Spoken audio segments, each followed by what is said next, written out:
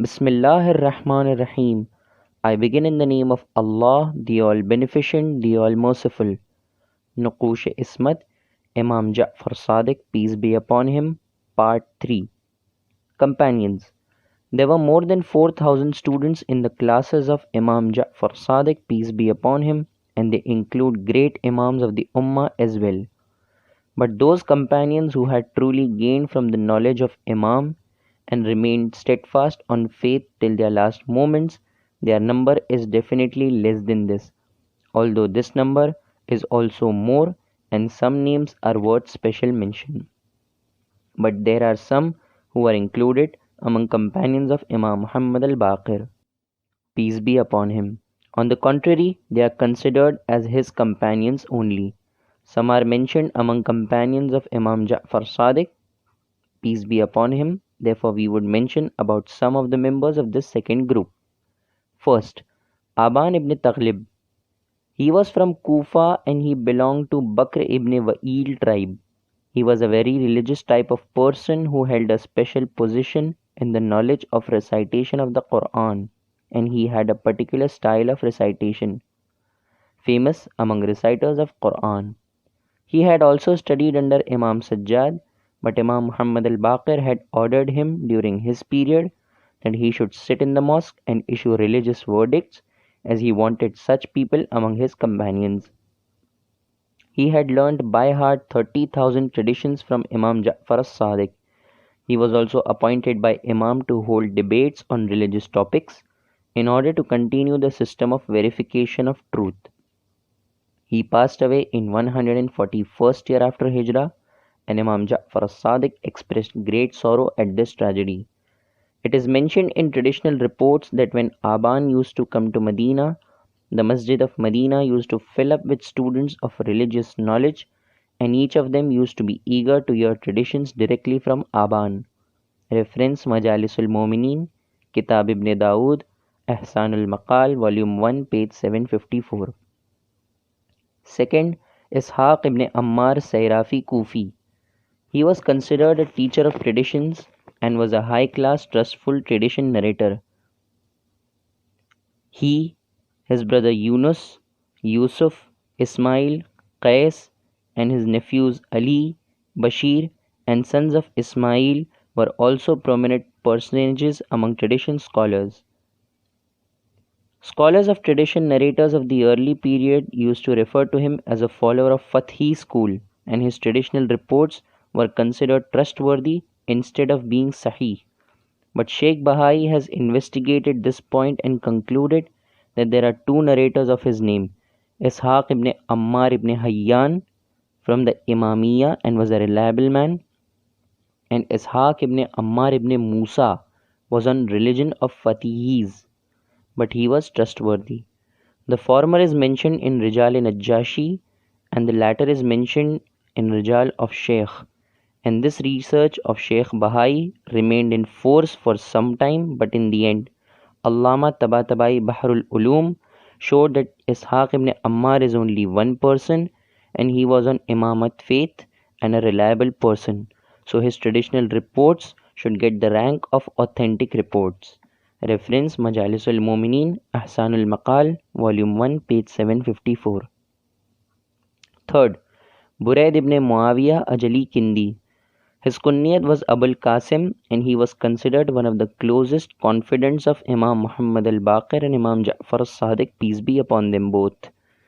Imam Ja'far as-Sadiq used to remark about him that there are four standards of religion: Muhammad ibn Muslim, Buraid ibn Muawiyah, Layth ibn Bakhtari, Abu Basir, and Zurara ibn Ayyin. If they had not been there, the jurisprudence of Ahlul Bayt would have been destroyed.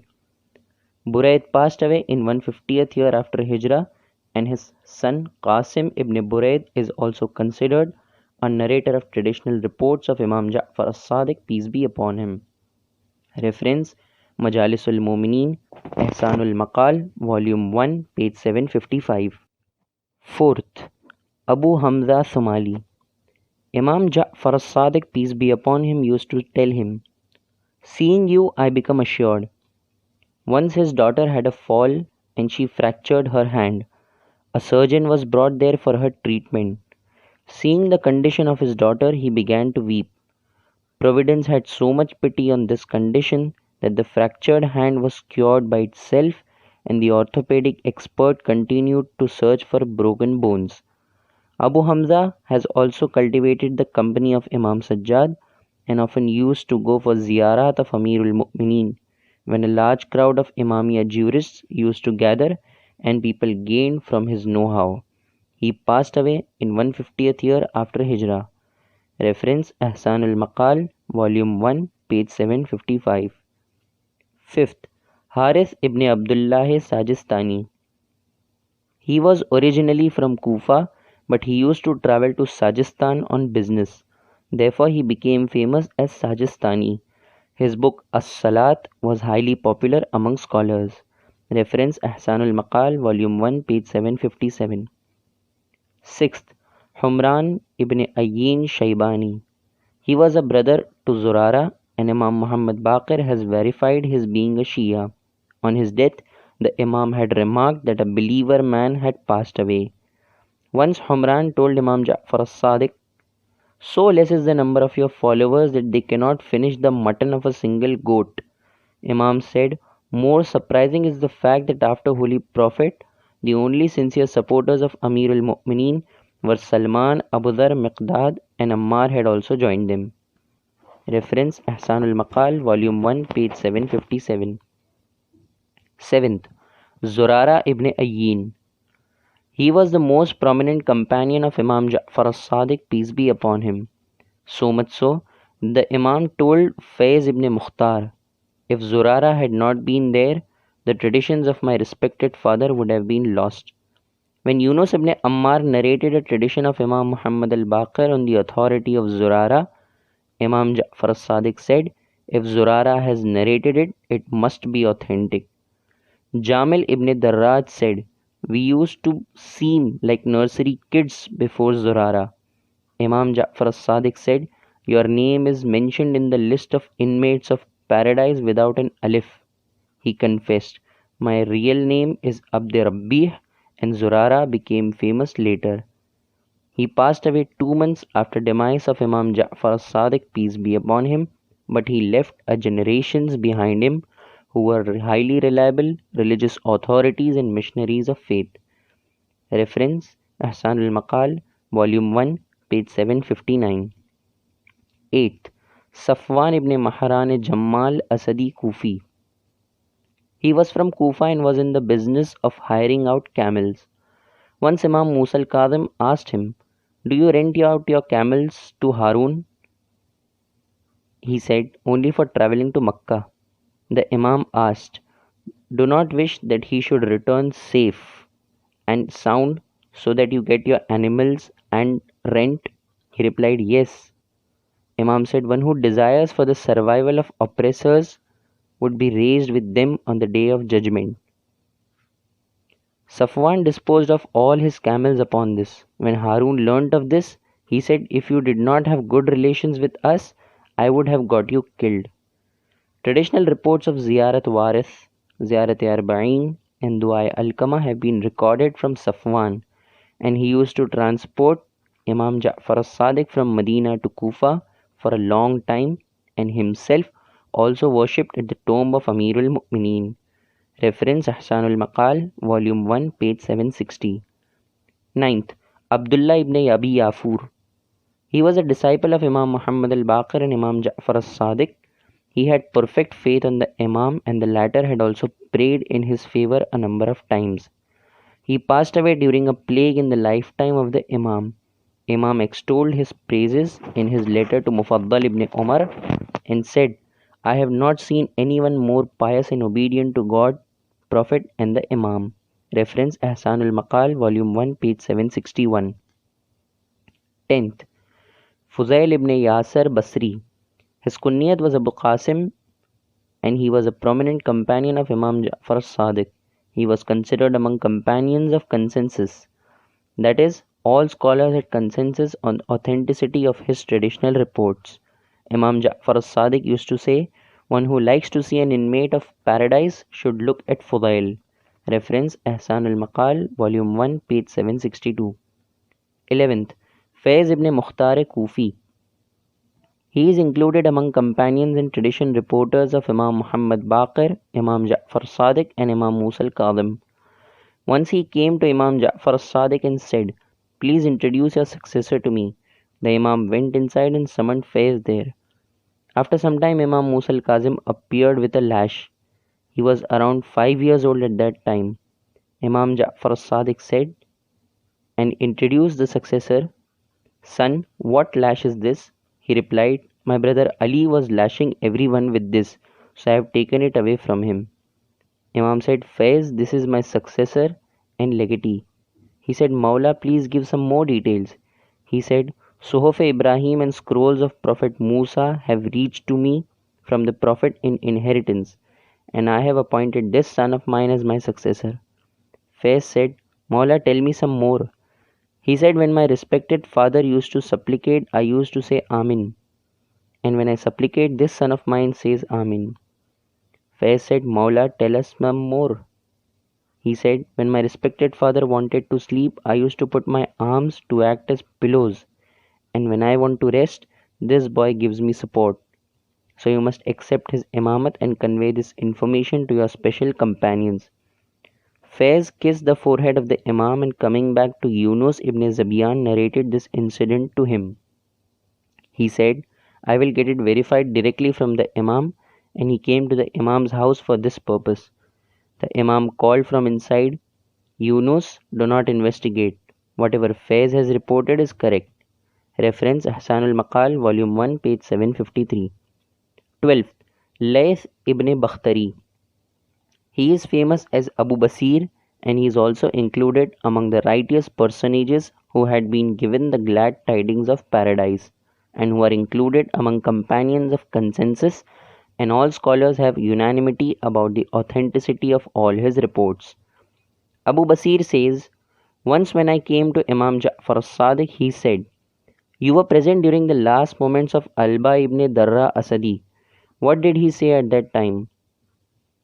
Abu Basir replied, 'He told us that you have granted paradise for him.' Imam said, 'You are right.' I began to cry. 'Alas, if I also had this honor.' Imam said, 'I stand as surety for you as well.' I said, 'Please recommend my case to your ancestors also.' Imam said, 'They are also your sureties.' I said, 'Please recommend my case to the Lord of the worlds also.' Imam said, 'He is also a surety, and anyone who is sincere and steadfast in the love of Ahlul Bayt al-Muhammad would be surety for paradise." Reference Ahsan al-Maqal, Volume 1, page 764. 13th. Muhammad ibn Ali ibn Noman Kufi. His kunyat was Abu Ja'far, and he had a shop in Taqul Mahammin. Therefore he became a Mu'min Taq, and opponents, being overwhelmed by his wit, used to refer to him as Shaitan Taq. He was an expert of scholastic theology and the art of debate. He had also written a number of books and had frequent debates with Abu Hanifa. Thus once Abu Hanifa ridiculed belief of Rajat and said, "Lend me 500 gold coins, I will return them to you in Rajat." Abu Ja'far said, "I am ready, but you must get a surety that you will come in the shape of a human being in Rajat. If you come in form of monkey, how I would get my money back?" After martyrdom of Imam Ja'far as-Sadiq, Abu Hanifa remarked sarcastically, "Now your Imam is dead." Abu Ja'far reported, "What is your problem? Your Imam is going to live till the appointed hour." One day Abu Hanifa was seated with his companions, and he descried Abu Ja'far coming from a distance. He said, "Satan is coming." Abu Ja'far heard this and immediately recited the verse of the Quran, "We have sent the Satans to the disbelievers so that they may continue to torment them forever." There was a Khariji in Kufa named Zahak, and he used to call himself Amirul Mu'mineen and invited people to follow him. One day Mu'min Attaq went to him and said, "I have heard a lot about your justice. I want to become your companion." He considered it as a good opportunity and extended a warm welcome and included him among his companions. Mu'min Attaq said, "Why are you an opponent of Imam Ali?" He replied, "He accepted arbitration in Siffin and it is against Islam. Mu'min at-Taq said, I want to discuss this matter with you if you can prove your stance. I will accept your superiority. But who will judge the debate? No judgment is possible without a third party. Zahaq appointed one of his companions as a judge. Mu'min at-Taq accepted the suggestion and said, O people, this person has accepted an arbitrator, so he has gone out of the pale of Islam. People bet him up so much that he lost his consciousness. Reference Ahsan al-Maqal, Volume 1, page 765, Majalisul Mu'minin. 14th. Muhammad ibn Muslim ibn Riyah Tahan Thaqafi Kufi, a senior-most companion of Imam Muhammad Baqir and Imam Ja'far as-Sadiq. Scholars are unanimous on the correctness of his traditional reports. He lived in Medina for 4 years and learned 30,000 traditions from Imam al-Baqir and 16,000 from Imam as-Sadiq. Abdullah ibn Abi Yafur asked Imam Ja'far as-Sadiq that if one cannot reach him, whom should one refer to? He replied, what is the problem with Muhammad bin Muslim? He was respected in the view of my honorable father as well. Muhammad ibn Muslim says, one night a lady knocked at my door and asked me the religious problem that what should be done if a pregnant woman dies having a living unborn child in her womb. I said, Imam al-Baqir has said that the child should be removed surgically, but I live in seclusion. Who gave you my address? She replied, this problem came to Abu Hanifa. Since he didn't know the answer, I was sent to you. When the following day I entered the mosque, I found Abu Hanifa explaining that matter on his own authority. I gestured to him that I was present there. He became worried and said, let me live for a moment at least. According to histories, Muhammad ibn Muslim was an affluent person. Imam Muhammad al-Baqir had advised him to adopt humility. So he closed down all his business and took up selling dates. People tried to convince him that it was not according to his rank. So he installed a flour mill and therefore he came to be known as Tahan. Reference Ahsan al-Maqal, Volume 1, page 766. 15th. Maad ibn Kathir Kasai Kufi. He is included among senior companions of Imam Ja'far as-Sadiq and is also among narrators of Nas for Imamat of Imam Musa al-Kazim. He was a dealer in canvas. When he closed down his business, Imam Ja'far as-Sadiq said, to close down a business is an act of Satan. By closing down a business, 2/3 of the intellect is destroyed. Once in the fields of Arafat, seeing the milling of crowds, he said to Imam, this year a large number of people have come for Hajj.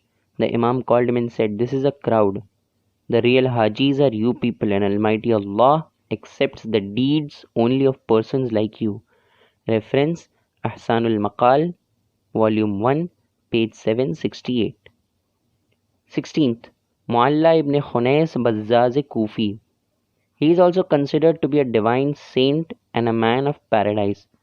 Imam Ja'far as-Sadiq, peace be upon him, had appointed him as a manager of his household affairs and used to trust him completely. On the contrary, Dawood ibn Ali killed him due to his love and devotion only. When Imam Ja'far as-Sadiq learnt of this, he came from Makkah and went to Dawood ibn Ali and said, you have killed one who was definitely better than you in the court of Allah. You should remember that the destination of Mu'alla is Jannatul Firdaus.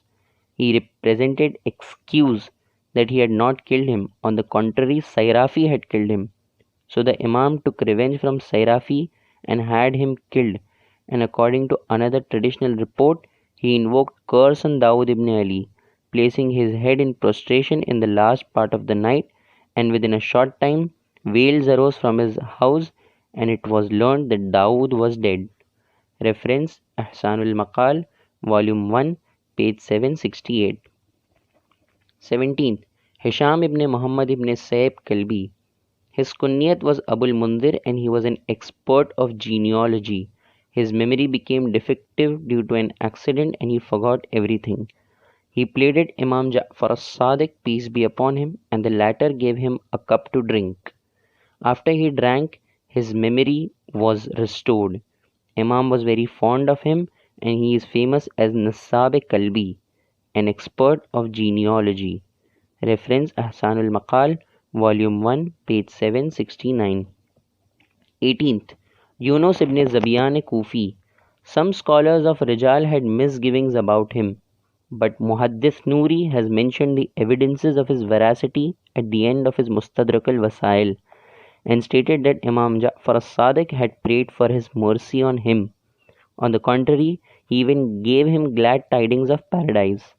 Among his traditional reports is a ziyarat of Imam Hussein, supplication after ziyarat of Amirul Mu'mineen Najaf al-Ashraf, Allahumma la Buddha min amrik, and other famous ziyarats and supplications.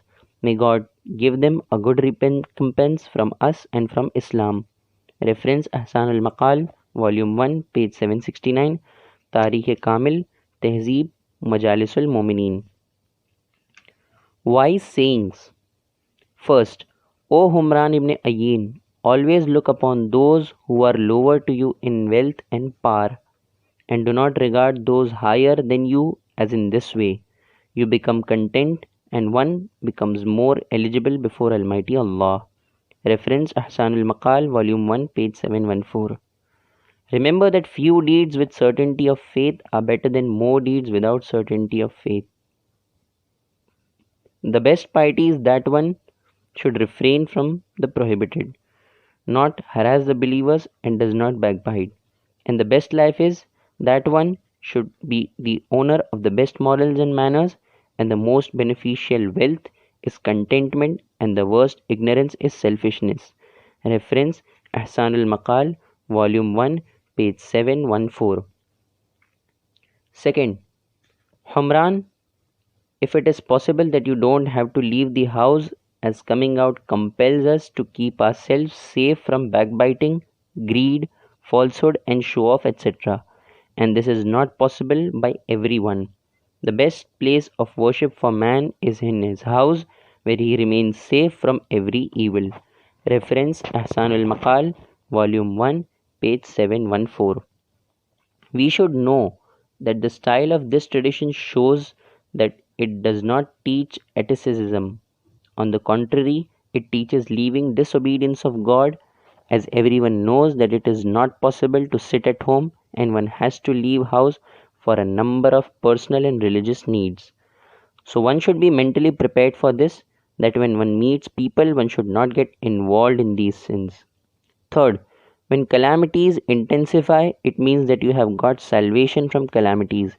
It indicates to the statement of the Quran that there is ease after every hardship, and whichever thing, when it ends, its opposite begins. Reference Ahsanul Maqal, Volume 1, page 718. Fourth, when the world becomes attentive to a person, the merits of others are also written in his account, and when he turns his face away, his merits are also mentioned into his account. There cannot be a more accurate description of unreliability of the world which is seen daily. Reference Ahsanul Maqal, Volume 1, page 718. Fifth, Imam advised a person to arrange for his own provisions of the year after and to send his own belongings, and should become his own successor. Beware, you must rely on others for your needs and think that they would send them to you after your death. Reference Ihsan al-Maqal, Volume 1, page 719. Sixth, Imam advised Abdullah ibn Jundab that it is necessary for the best life to decrease sleeping at night and to decrease talking during the day. The benefit of sleeping less at night is seen in the shape of the deeds for the year after, and speaking less during the day becomes apparent in form of working hard for a living.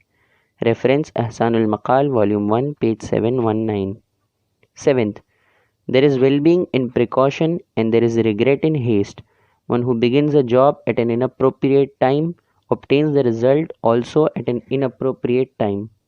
We Ahlul Bayt, like those who are intelligent, understanding, deeply contemplative, forbearing, good-natured, patient, truthful and loyal, as all these qualities belong to prophets and messengers, and one who has these qualities should thank the Almighty, and one who is deprived of these qualities should supplicate the Lord while weeping to bestow them. Reference Ahsan al-Maqal, Volume 1, page 720. 8th, a person asked him what is the meaning of modesty was. He replied, modesty is that God should not see you at that which he has prohibited and should not miss you where he wants to see you.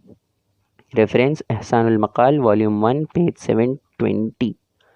Ninth, one who starts complaining in ordinary degradation becomes involved in a greater degradation. Reference Ihsanul Maqal, Volume 1, page 722.